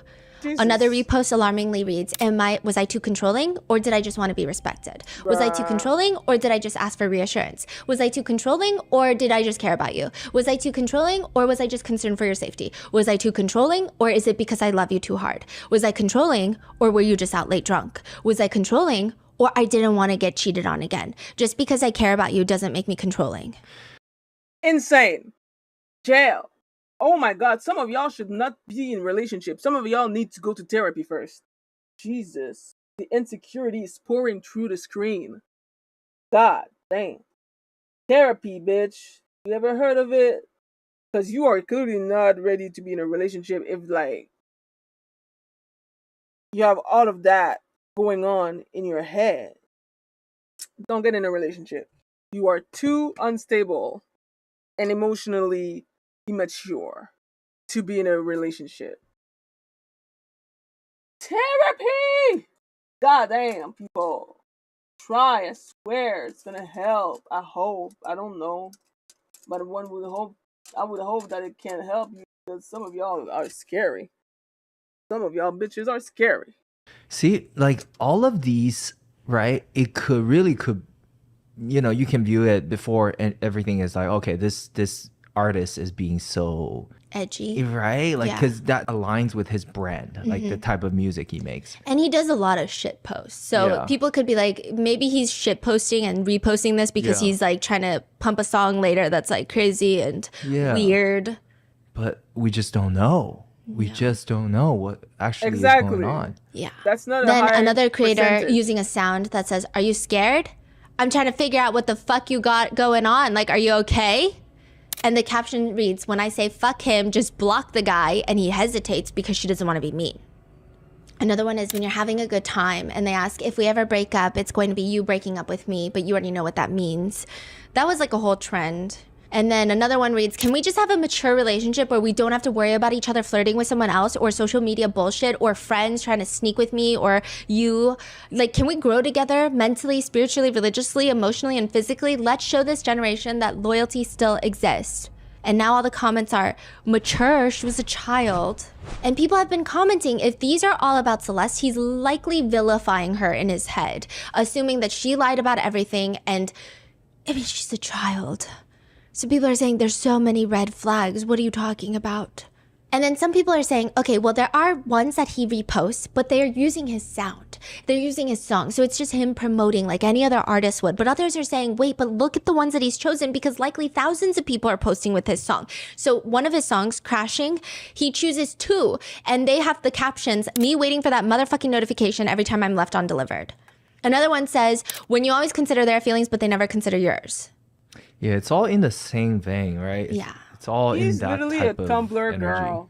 And clearly he is someone that is not only era. possessive and emotional, it just seems like he is very much in his feels and prioritizes his emotions highly. Just like a lot. A tortured artist. And you can tell by his repost, he'll repost things like, sorry I was weird. I wanted you and I'm hurting so much, bro. I need someone to show me that they care, not just say it. All I do is listen to music and disappoint people. My life feels normal for 15 minutes before I have a sudden wave of sadness that lasts almost a week. Could I genuinely hate myself more at this point? It's called depression. Glad you came to my TED Talk. Therapy! Plus, this motherfucker has the money to get a therapist. So, he better be in therapy. Therapy. If you can afford it, and if you find a good therapist, because it's one thing to go to therapy, it's another to have a good therapist. Unfortunately, you kind of have to shop for one in a way, because just because you find one doesn't mean that it's the therapist for you.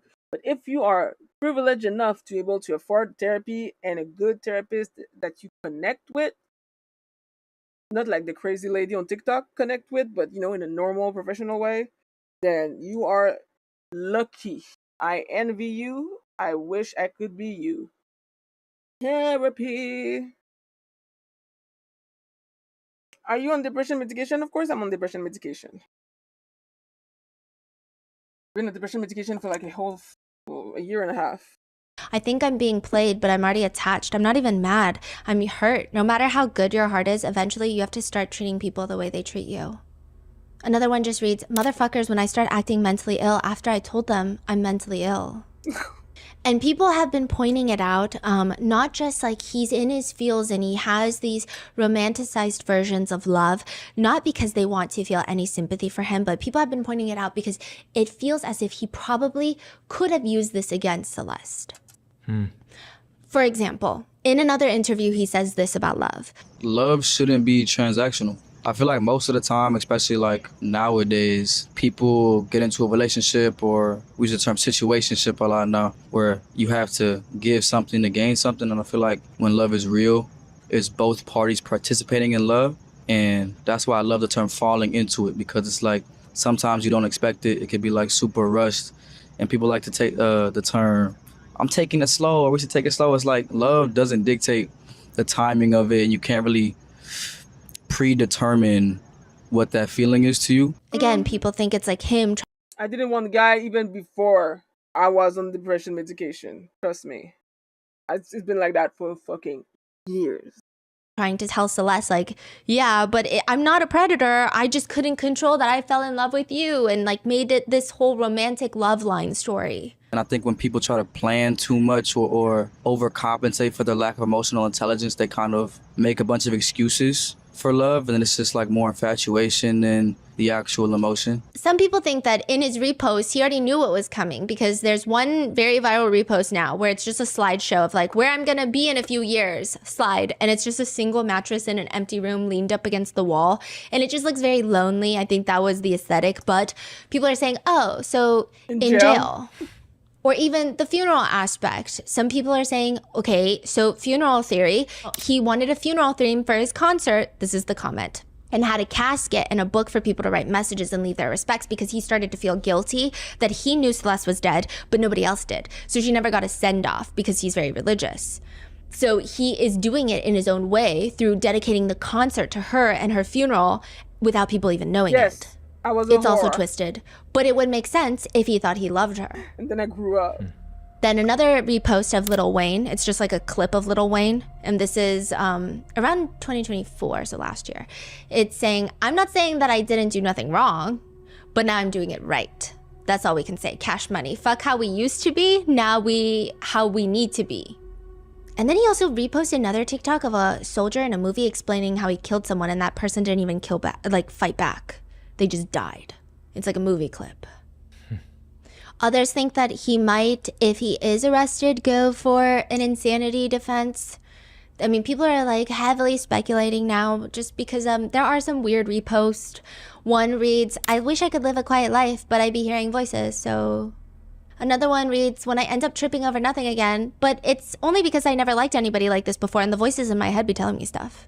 Bro. But it could also be him trying to be an edgelord. In one interview, he gives tips on how to be social media famous, and he says, be a different person every single day. Sometimes you gotta be bipolar with it too. You gotta be a bipolar content creator. You gotta pop up real serious one day, then switch it up and be real funny, then be sad, and be happy. Like, you have to find your fans and find that target audience in whatever way you can. So think outside the box. And then the next theory of her getting murdered, that he murdered her. So the first one was jealousy, possessiveness, a crime of passion. The next one is that she realized that she was being groomed and she was going to say something. Or maybe he had, quote, moved on, and she realized that everything he said was a lie, and it's starting to dawn on her that she had been groomed. Yeah, but I was too young to understand like what love was. I was a high school. Like, I was a dumb high school 13 or 14 years old. Like, I've been in some relationship, but I haven't been in like a relationship But they at least did an attempt at a relationship since like 2020. I really haven't been, cause like the thing is, even when I go on like Hinge, the dating app that I usually use when I'm extremely bored. Oh, I feel like there's not that whole lot of choices. So 5 years ago, no, I'm 30. So when I say in high school, I'm talking about 15 years ago. I'm old. And he killed her because he could not let it get out. Then there is another theory that she was pregnant, which is why David would have to kill her. She can't give birth without there being questions, without their alleged relationship coming up. Now, the timeline is all over the place with this theory, with some timelines showing that either Celeste would have had to have miscarried or terminated, or there's a baby out there, which of course, these are just timelines of speculations. But some people have run with it, and people have even been putting out AI-generated videos of police finding remains in David's Hollywood Hills backyard of an infant, which is not real. There's no way to even know if she was pregnant, and I don't think it's something that the police would even tell anyone anytime soon. There's a screenshot of an alleged Discord chat where it shows David allegedly telling everyone, "I'll join the group chat with my wifey and give you all the story time. Me and @deleted_user got a kid on the way." We don't know if that's true. We don't know if he was joking. Crazy. We don't know if the screenshot is altered. That's from December 7th, 2024. So the end of last year. Then there is a screenshot of someone commenting from January of 2024. "Please adopt me, I need it." David allegedly responds back at 0907. It's no longer an active account. 0907, September 7th. That's Celeste's birthday. So people think this is Celeste. Should we? So he tagged her and said, should we? Like, should we adopt? Again, not sure this is real. Yeah. But it's quite specific. Yeah, like if people were going to fake things, I think they would fake crazier things. Yeah. Like But then using birthday, is that her username then? Yeah. But it's like she wasn't posting anything on there, it doesn't seem. It seems like she went through multiple different accounts, so maybe it's just like, let me just make random accounts. And then I did see there is this young couple, really young couple that we're expecting, and they did use his song, There Goes My Baby, and he reposted that. And then there's also another one from a mother with her baby, January 4th, 2024. She's not particularly famous from what I know, because I looked into her account, it didn't seem particularly massive. And I don't know, maybe she worked on David's team, maybe they know each other personally. But the caption is, "No one prepared me for this type of love." And she's holding her baby, like newborn baby. So people are like, that's a little weird. Wow. Yeah, and then another one of a guy that says, and he looks like he's trying to explain something, like imaginary explaining something, and the words are, "POV, me practicing how I'm going to tell our future kids how everybody wanted their fine-ass mom, but she chose little old me." There's no proof that she was pregnant. There's no proof that there was a baby, but some people even think that There Goes My Baby, that song, is after a termination and not actually about Celeste, and using Celeste swinging while like the world is burning, because it's like a very, I don't know. All right, she was not pregnant. Good. Then there's the complicated theory, where people think it's just complicated. Some people think that the older Celeste is involved, that this is a crazy allegation. I don't think her staying silent about this situation is an admission of any sort of guilt or connection. I think that she could be traumatized. She could be working with the police. There could be so many different explanations that we don't know. And I don't think it would be smart for her to come out and do it. Her silence is also suspicious, which literally brings me back to my earlier theory. Woo, child. Honestly, I low-key hope I'm right. I really low-key hope I'm right. Because can you imagine if if he's not only fully innocent, but he never groomed Celeste? The kind of music that this motherfucker is gonna release? Bruh. He's gonna have he probably has enough material for 5 whole album with all the bullshit that's been happening lately.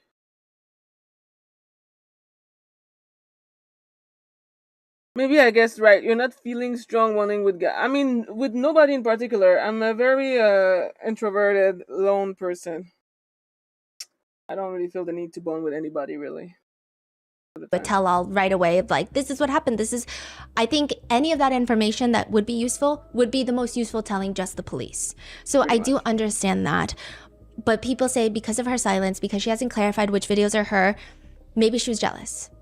There are some people going around saying, hey, I knew them, and she was always jealous of the younger Celeste when she would come around.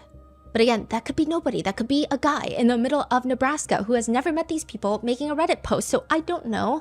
I just think that's a crazy allegation to throw on someone. So I don't know. This was not her car that Celeste was found in, so it's hard to even connect her to the death without even a little bit more.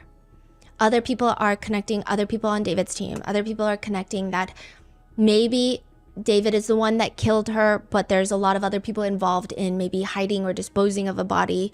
So that's why it's getting very complicated. They just feel like there's more than just David. And so that is pretty much the main theories right now of what has happened. More people are joining the David is innocent theory day by day. We've been monitoring online, and it just seems like it because he hasn't been arrested yet. Oh, so there's lots of fake news. People are saying that he was dropped as a suspect. And the police never said that. Like, they never said that. They just said that no one has been named as a suspect. So that's not at all true. But I think every day that passes that he is not arrested, people think that he's innocent. I mean, but I would say, like the police said, it could take weeks. It could take months. We don't know. We don't know if this is going to be a state case, a federal case, if it's any case at all. And if it's a case at all against David, it could be against somebody else. It could be against multiple people. I don't know. But there have just been a lot of memes, I guess, that have been coming out of this situation. People have been ad-libbing David's songs. For the song Feel It, one of his most popular releases, the top comment now reads, bro is going to feel it in court. About his song Summer Uptown, people are commenting, bro about to do a summer in jail. To which someone comments, shut up. He wasn't even talking about Celeste in this song. As for the song Crashing, the comments used to read, this guy is 1,000% proof that you don't need $1,000 equipment for quality music. Now the comments read, it all come crashing down. Yeah, it is. It does, David. It does. In David's self-published mini documentary, the top comment now reads, no, bro, we're going to be getting a new full documentary. In another interview, he's reacting to a documentary, a brief little segment, his mini documentary that he posted. And his parents are giving him life lessons. And he states he's super close to his family. His mom tells him, David, stay focused, keep your heart pure, and keep your morals, and don't change for anyone. David laughs and said, I forgot how dramatic this was. I forgot how dramatic this was. They acting like I'm dead. Then people have been pointing to another interview about his Withered project, where he says, with all these songs on the project, it basically takes you through this kind of goodbye message to myself, and it's kind of like a farewell. Which now have people concerned, questioning, depending on who you are, that he will be self-exiting before a potential arrest. But a lot of people don't think so because, I don't know. This case is just very messy. A lot of netizens are also upset with the way that Celeste is always described as being 15 years old when she was likely 14 when she passed. It feels subtle, but I think that a lot of specifically women are upset because there was another news outlet that called her like a young woman. And it's like, she's a little girl. Like, why do we keep always trying to make predators, alleged predators, sound better by making the victims sound older? Mm-hmm. She's 14. Like, say she's 14. Others are pointing out even more nuanced things. One netizen comment, which I thought was really great because, I mean, I guess maybe I felt it, but I didn't even know how to put it into words. And this was very eye-opening, but it reads, a lot of people are romanticizing this a little too much by saying he was obsessed with her. He idolized her. She was a child who was just starting to grow up, and he was a predator with a secret. I think the truth of the matter is even more depressing than most people realize. He liked children, and that child was starting to grow and have her own thoughts. And predators who like children don't like that at all. It's not some twisted love story, and he's not a mastermind. He's just a pathetic, disgusting little man who would likely had begun grooming another little girl given time. Others point out... Can you imagine if he is innocent? Can you imagine if he is innocent? If I was him and I know I didn't do anything and I go online to read this, I would probably off myself too, bitch. Damn. But if he did it, fuck him. Obviously. Like, you will not, you will not see me defend a motherfucker who killed a little girl. But if it's innocent, because that's the thing, we don't know yet. This case is too weird. The silence around it is too weird. Something is happening. And we are not in the known. We don't know what's happening. The police ain't saying shit. So we're left fucking having to guess. And it's creating a mess. Because if the police could just fucking say something, fuck. But I feel like their silence and their refusal to say anything is in a way saying something. And to me personally, it means that maybe he's innocent.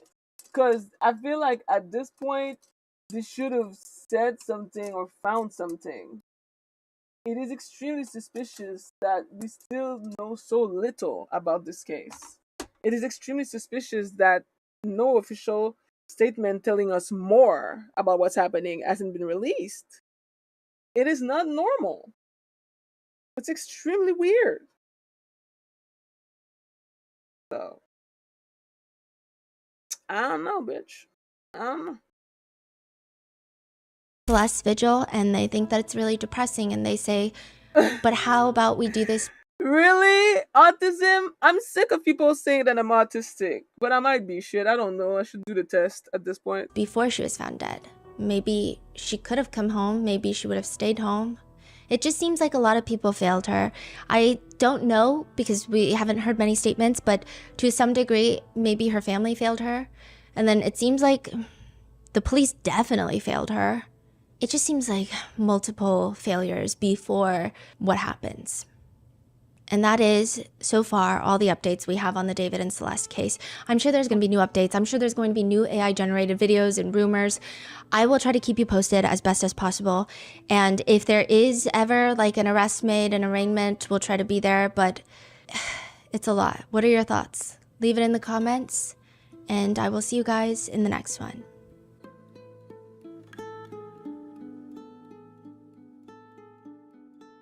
All right. Well, well, well. Well, well, well.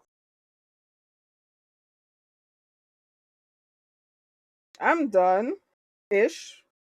At least I did my eyes. I just need to finish the rest of my face. I can do that off stream. Whew, sheesh. Yo, my hands are so dry right now. Once I'm done with my makeup, oof, they're cracking.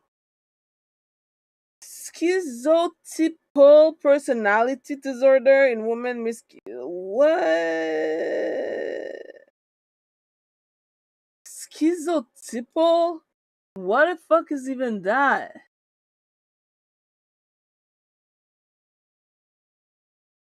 Bro, you're trying to do a whole ass psychological profile on me. Relax. I can tell you my fucking IMBT. I'm INTP. INTPT. Turbulent or whatever. There you go. Use that. But anyway, I digress. I am almost done. I'm gonna finish the rest off screen. I'm gonna add like my little eyeliner, my little lashes. I'm gonna dust off my face from all the powder and blah blah blah blah blah blah. And yeah, I'll come back later for a video game stream. But as far as this Get Ready With Me stream is concerned, it's over. I'm very glad that I came back. I'm glad that we finished this video. I know that I should have fucking streamed and Get Ready With Me earlier. I'm sorry I could not. I wasn't there. But yeah, maybe I'll try to be a little bit more consistent about my Get Ready With Me videos because those are the most popular one that I have on my YouTube channel. Other than that, I don't know what else to say. I hope that you guys are well. Take care of yourself. Take care of your mental health. Important. Stay hydrated, moisturize, and don't be ashy. And Lobtobe, I hope that you can keep on occupying yourself trying to diagnose me with some sort of mental illness. But I'll come back later. Bye-bye.